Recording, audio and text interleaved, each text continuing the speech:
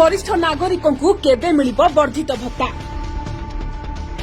मासकू 3500 टंकार वर्धित भत्ता को अपेक्षा करी बुढ़ा बुढ़ी आखिरु पानी मरी गलानी।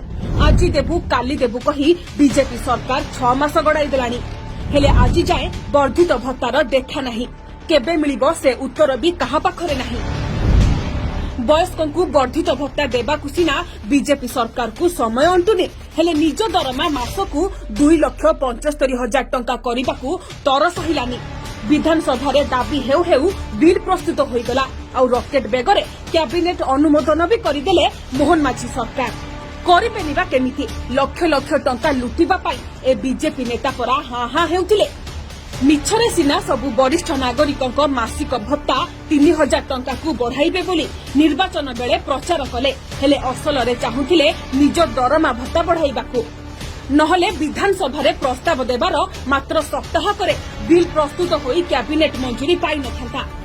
महाकाल फल बीजेपी को विश्वास करबा ही भूल।